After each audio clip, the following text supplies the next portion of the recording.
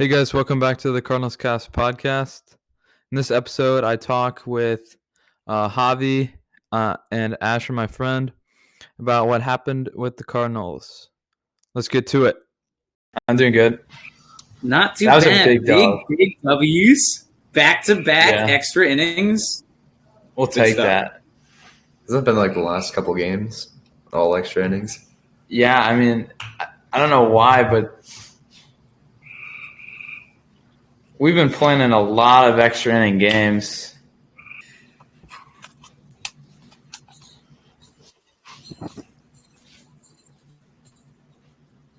All right, so that was a good win tonight over the Cubs. It's good to finish that series on a high note because it felt that sometimes that we weren't playing well against kind of a bad team. You know, it felt like we should be beating this team. I was fairly surprised. I mean, being a Cubs fan, I thought that the Cardinals were going to come in and sweep us because you guys were doing significantly better than we were. Yeah, but it is a 5-game series, and it's hard to you have to – if you sweep in a 5-game series, that just shows that you're – like you have a good entire rotation. You have 5 guys going strong. Yeah. And at this point, we don't have that. Yeah, especially with Steven Matz being out with some Flaherty out. Shoulder. Matz is out with some shoulder. Yeah, thing, shoulder. Right? Or is it forearm? Something like that. I don't know. I mean, it was a really fun series. I found it kind of odd, and so did my father, that like it took this long to play the Cubs, though. You know. Like, that's one of the Cardinals and the Cubs are one of the biggest rivalries in baseball. And it took us this long to actually play. Yeah. We're playing again at Busch Stadium in St. Louis in 3 weeks here. So. Yeah. Yeah, that's kind of odd because we've already played, like, Pittsburgh. We've already played them, like, a few times, I think, right? Yeah, like 2 or 3. Something like that. I mean, dude, we played the Toronto Blue Jays before we played the Cubs. That's just kind of weird. Yeah. But yeah, no, it was a good series. So overall, it was,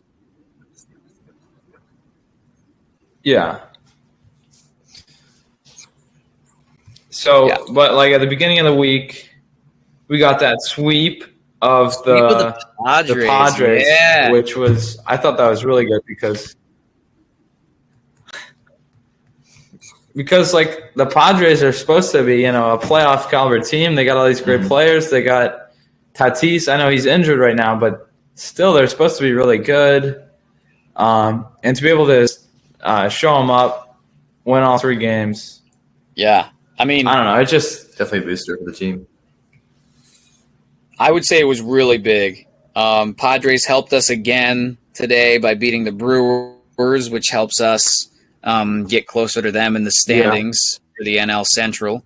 But, I mean, Goldie obviously getting Player of the Month, which, by the way, 3rd Cardinal in a row during the regular season to get Player of the Month. Because last season in September was Tyler O'Neill. Yeah.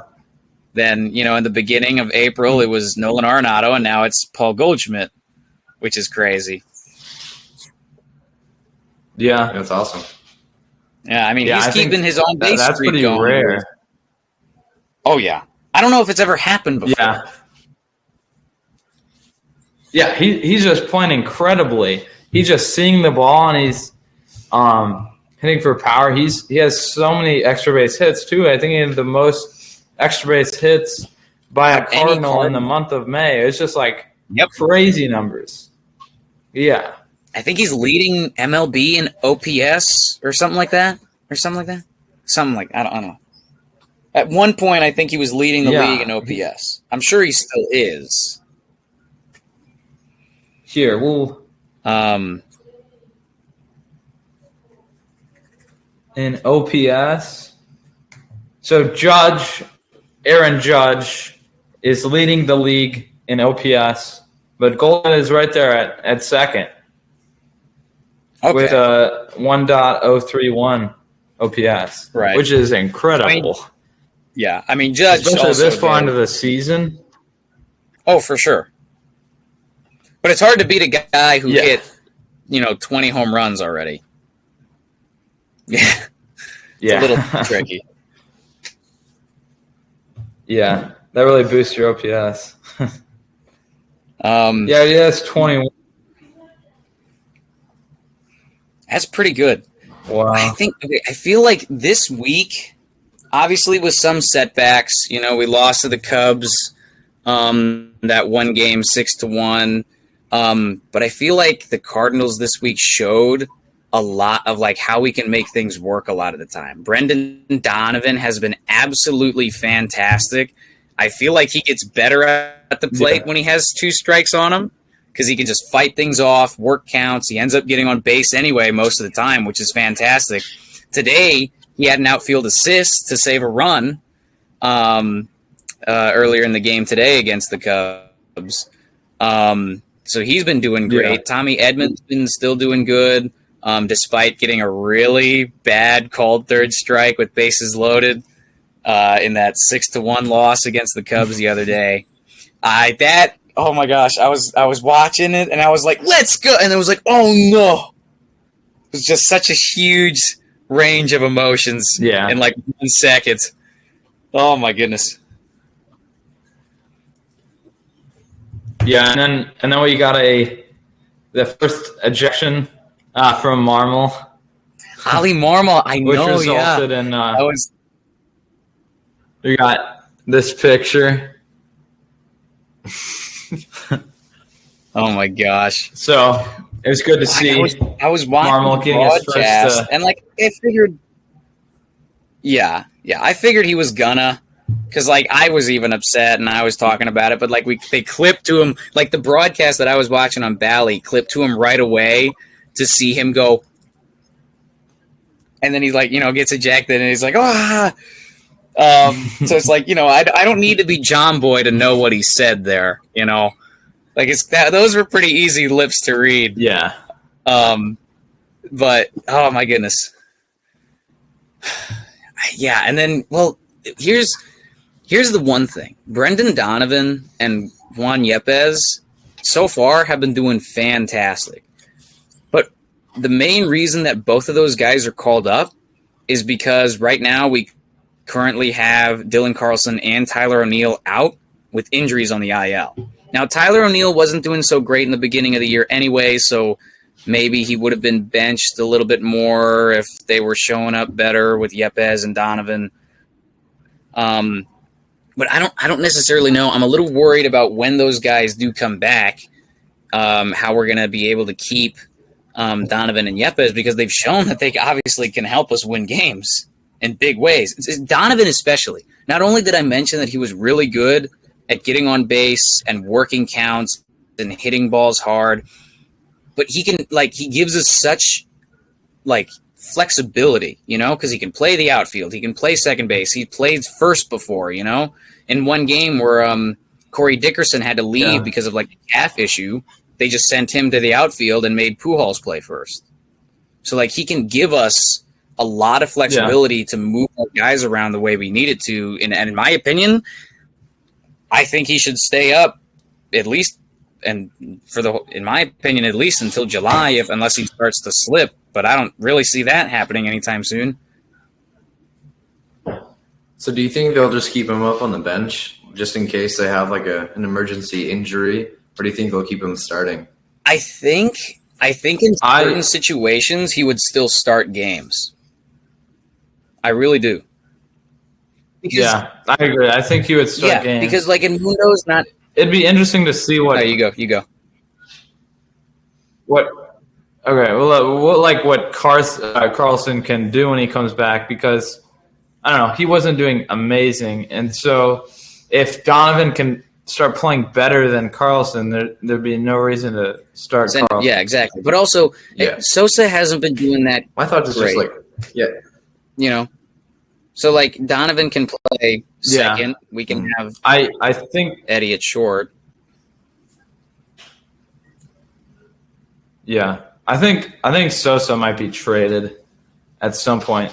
for pitching. I do see Sosa as a Because- potential trade piece, maybe.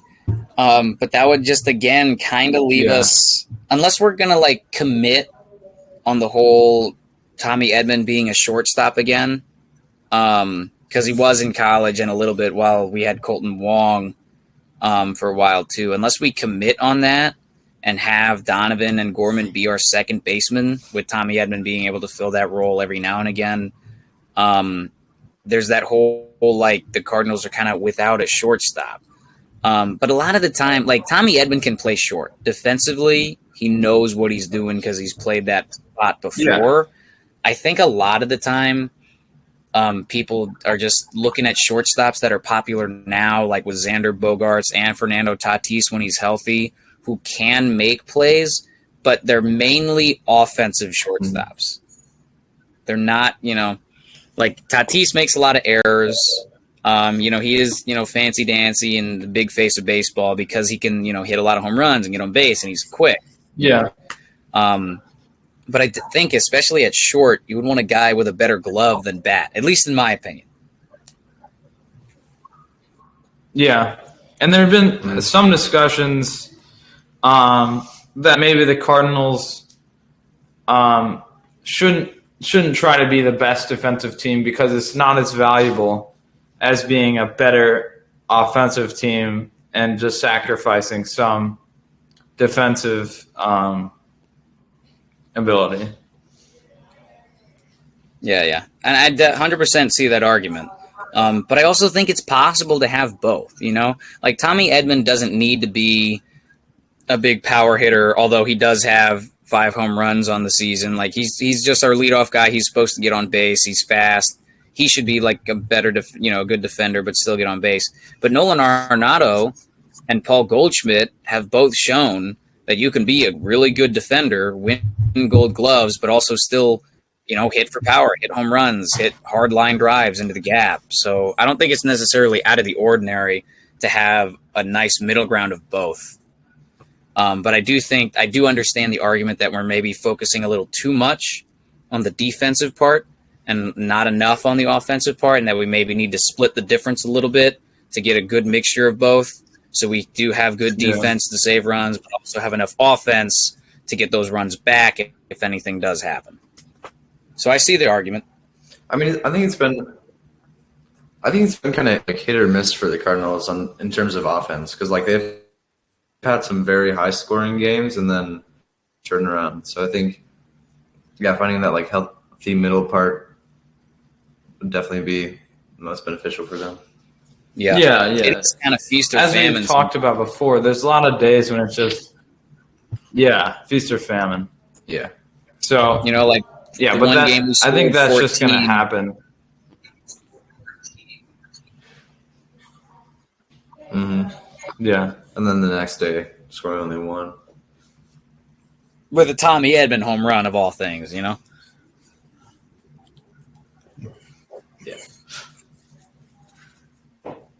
So,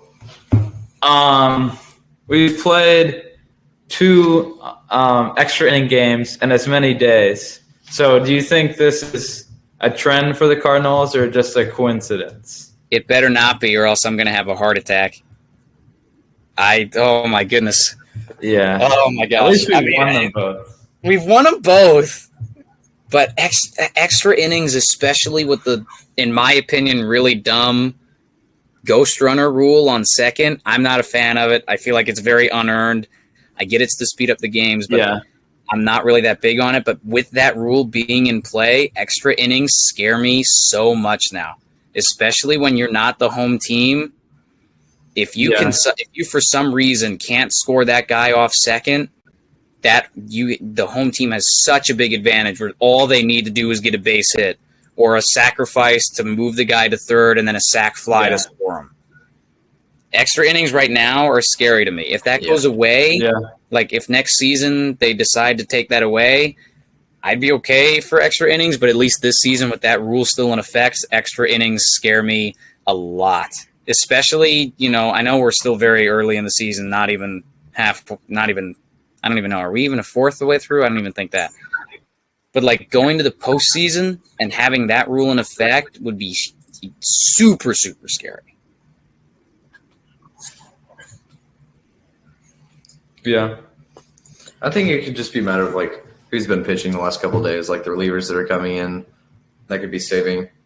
So I think it could just be the pitching staff that is dependent on whether or not the Cardinals go into extra innings. Yeah.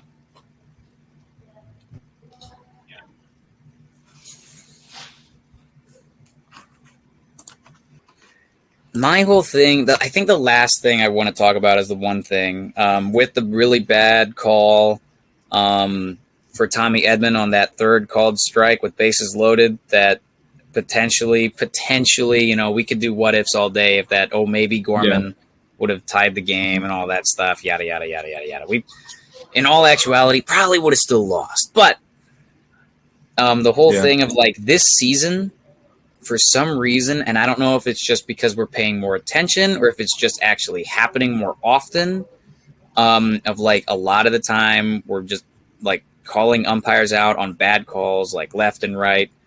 And I don't know if it's, like I said, if we're calling more attention to it just because we're paying more attention because a lot of people want the robot umpires or the help like call and strike computer or whatever to tell them what it is to come, or if it actually is just worse this season than last season. I don't know, but like I want to ask your guys' opinions on robo umps or whatever of helping them call balls and strikes. Do you think it's good for the game or bad for the game? Because I definitely have my own opinion, but I'm going to let you guys talk first. For me, it's just up to what's more consistent.